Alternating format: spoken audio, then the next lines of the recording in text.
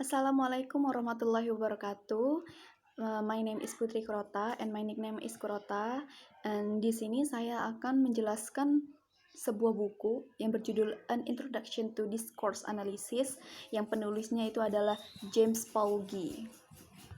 Oke, bab pertama pada 1.1 di sini akan menjelaskan tentang pengenalan buku ini. Yang pertama, fungsi bahasa yang sangat diutamakan bagi manusia. Untuk membangun kinerja, kegiatan sosial dan identitas sosial dan mendukung afiliasi manusia dalam budaya, kelompok sosial dan institusi. Dan buku ini membahas teori dan metode untuk mempelajari bagaimana bahasa direkrut di tempat untuk memberlakukan aktivitas sosial dan identitas sosial tertentu. Dan selanjutnya ada pada 1.2 yang menjelaskan tentang buku ini. Buku ini menawarkan sebagaimana mestinya teori tentang sifat bahasa yang digunakan orang dengan teori yang berbeda tentang suatu domain akan menggunakan metode penelitian mereka. Alasannya demikian adalah karena metode penelitian terdiri dari berbagai alat penyelidikan dan strategi untuk menerapkannya. Oke, sekarang bab 2. Bab 2 pada 2.1 membahas tentang membangun sesuatu melalui bahasa.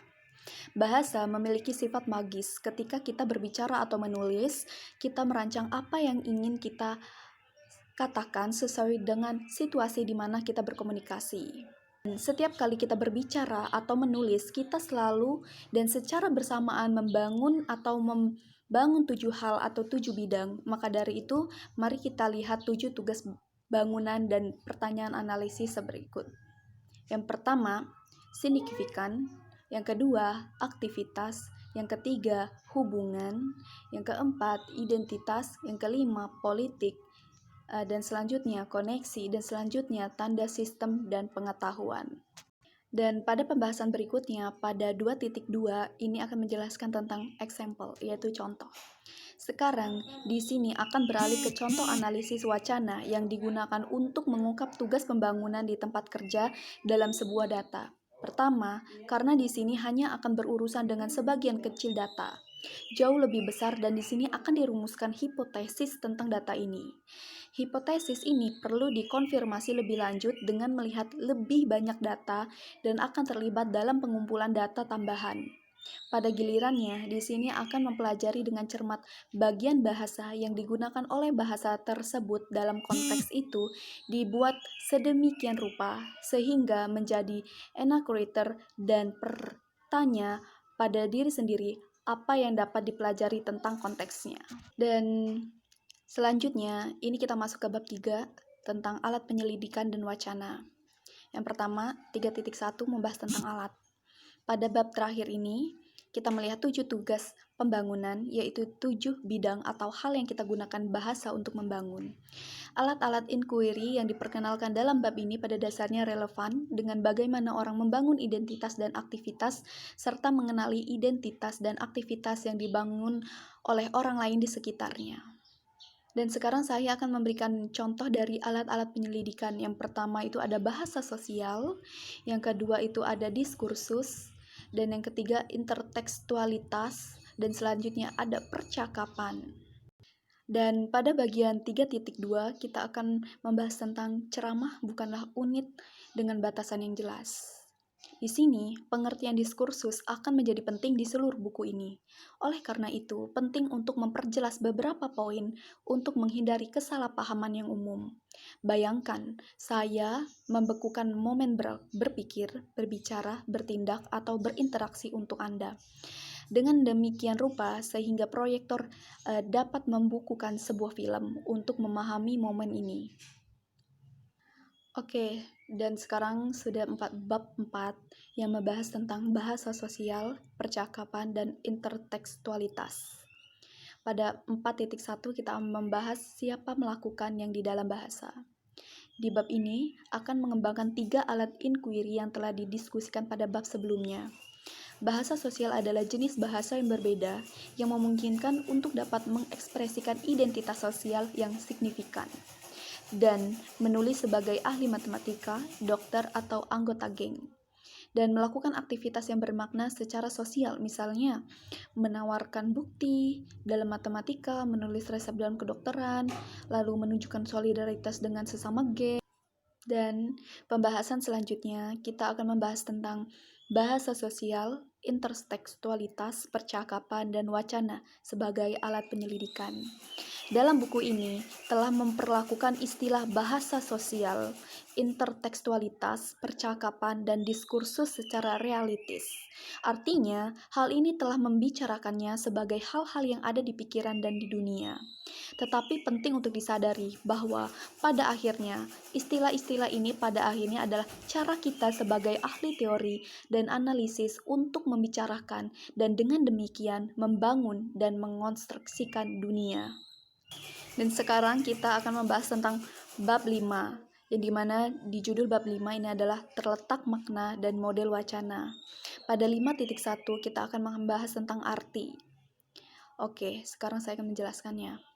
Alat utama penyelidikan yang akan dibahas dalam bab ini adalah makna yang terletak dan model wacana. Dan bab ini juga akan membahas perspektif tentang pikiran manusia. Pandangan tradisional tentang pikiran dalam psikologi kognitif cenderung memandang pikiran manusia sebagai perangkat, mengikuti peraturan yang bekerja dengan cara yang cukup abstrak dan umum. Dan selanjutnya pada 5.2 kita akan membahas tentang analisis bentuk dan fungsi. Berkenaan dengan makna, ada dua jenis analisis yang dapat kita gunakan oleh analisis wacana. Salah satu jenis analisis adalah studi tentang hubungan yang agak umum antara bentuk dan fungsi dalam bahasa.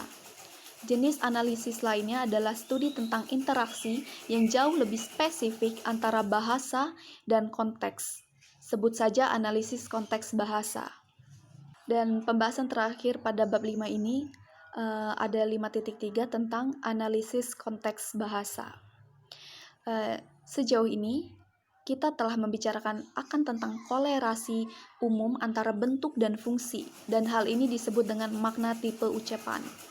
Artinya, ada jenis bentuk tertentu dalam bahasa seperti bahasa Inggris, misalnya klausa independent dan dependent, and subject and object kalimat, kata benda, kata kerja, dan terkait dengan jenis fungsi atau makna tertentu yang disebut sebagai potensi makna. Makna terletak muncul karena bentuk bahasa tertentu mengambil makna khusus atau terletak dalam konteks tertentu. Oke, the next bab. Sekarang kita akan membahas tentang bab 6, yaitu model wacana. Pada 6.1, ini akan membahas tentang sarjana.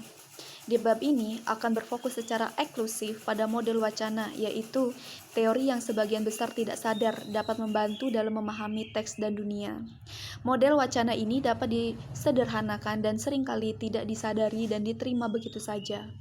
Teori tentang bagaimana dunia bekerja yang digunakan oleh kita untuk melanjutkan kehidupan sehari-hari secara efisien.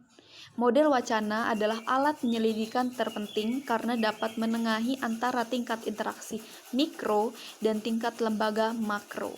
Dan selanjutnya pada 6.2 ini akan membahas tentang simulasi dalam pikiran. Ada banyak jenis model wacana dan banyak cara berbeda untuk berpikir dan membicarakannya. Model wacana berakar pada pengalaman aktual kita. Tetapi, seperti film, pengalaman tersebut dapat diedit untuk menangkap apa yang dianggap esensial atau khas. Faktanya, model wacana terkait dengan simulasi yang kita jalankan dalam pikiran kita. Simulasi dapat membantu untuk memikirkan hal-hal dan untuk mempersiapkan diri kita sendiri untuk tindakan di dunia. Oke, selanjutnya 6.3 ini akan membahas tentang semua makna bersifat lokal. Sulit ini menghargai pentingnya dan luasnya model wacana atau memahami cara kerjanya jika hanya berpegang pada contoh dari budaya dekat dengan sekitar. Contohnya ini juga akan memungkinkan kita melihat bahwa model wacana sedang bekerja, bahkan dalam kasus komunikasi yang paling sederhana dan bahkan dalam kata-kata yang paling sederhana. Ketika melihat bahasa dalam tindakan dalam budaya yang sangat berbeda dari budaya kita sendiri, bahkan interaksi pun tidak dapat dijelaskan berkat fakta di sini tidak dapat diketahui bahwa model discourse yang sedang dimainkan. Oke, selanjutnya bab 7. Bab 7 ini akan membahas tentang analisis wacana. Pada poin 7.1 ini membahas tentang lokasi makna dan model wacana. Di bagian ini, penulis meringkas dua jenis makna yang diargumenkan. Di bab 5 dan di bab 6 melampirkan kata dan frasa dalam penggunaan makna yang terletak pada model wacana. Dan di bab 5 dan bab 6 ini, penulis menulis model wacana adalah sebagai alur cerita yang terhubung teori yang dimiliki oleh orang-orang yang termasuk dalam kelompok sosial atau budaya tertentu. Oke, pada poin 7.2 ini akan membahas tentang refleksitas. Ketika kita berpikir tentang bagaimana makna ditempatkan dalam konteks penggunaan yang sebenarnya, di sini kita dapat dengan cepat menghadapi properti bahasa yang penting, properti yang disebut refleksivitas.